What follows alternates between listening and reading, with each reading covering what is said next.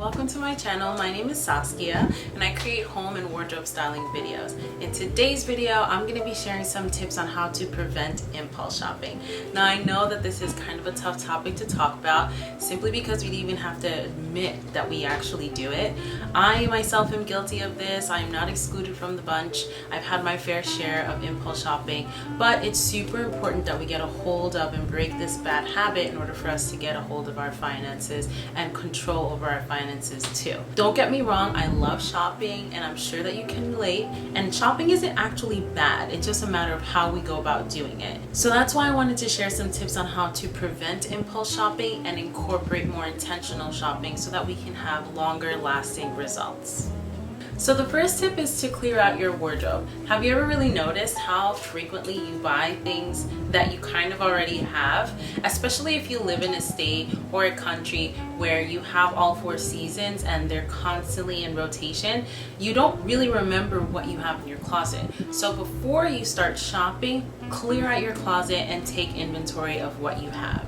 And while you're at it, make sure that you're keeping a running wish list of your needs, because a closet clear out and a wish list are 2 sides of the same coin and they should really be used together. A wish list is going to help you be extremely effective in identifying what you need, being intentional and purposeful with your shopping so that your wardrobe altogether becomes intentional and essential as well. So this next tip takes a little bit of discipline, so bear with me. So go through the motions of actually online shopping, and before you check out, just take a look at the total that you would have spent and take that money and put it in your savings. Now this kills 2 birds with 1 stone. You're saving and you're avoiding impulse shopping. And actually it's a big wake-up call to see like how much you would have been spending. At the same token, perhaps it's something you actually have been thinking about, but you're still hesitant and you feel like it might be an impulse buy. Wait a day. Just sit on it and wait a day. Perhaps something popped up and you think that it's the right thing. Sit on it, wait a day.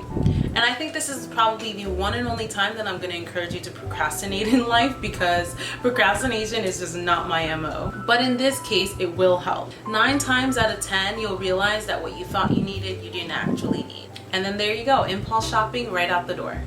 So this next tip is to call yourself out or have somebody call you out on your impulse shopping. So for me, I have my sister who I can talk to and kind of have as a sounding board to help me decide on if it's something that I need or not.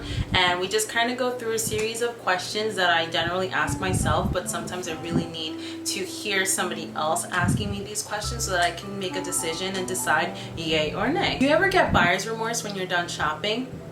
Remember that feeling when you're going down the slippery slope of impulse shopping. It's not a good feeling. Nobody wants to feel bad about something that they just purchased or have buyer's remorse in general. And then you can't even enjoy what you purchased because you have buyer's remorse. So put that feeling at the forefront before you impulse shop, and then start to change your habits to reflect the outcome that you want, which is obviously to be happy with your purchases.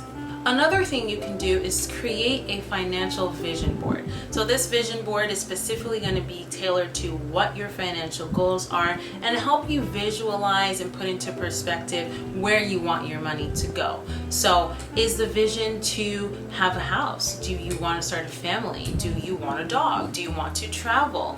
You know, once you put those visions into play, you can decide, is the buy more important than the vision, or is the vision more important than the buy? And you can make your decision from there.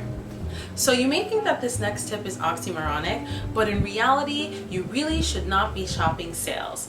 Sales to a shopaholic is equivalent to a bar to an alcoholic. It's just not the place to be. Do not put yourself in situations where you can encourage and foster bad habits. So stay away from sales. Generally speaking, people are more impulsive in terms of sales because they think they're getting a great deal. But at the end of the day, it really might not be beneficial to you, your lifestyle, or your wardrobe, and you may only be buying it because of the price point. It's not worth it. Alright babe, that pretty much completes this video. Thank you so much for watching. I always love hearing from you, so if there's a tip that you have that you'd like to share, make sure you share it in the comments down below so we can have a chat about it. And if you're new here, please feel free to join the family by subscribing and clicking on the bell notification so that you never miss an upload. If you enjoyed this video, go ahead and give it a thumbs up. I would so appreciate that. And I'll see you in the next one. Bye!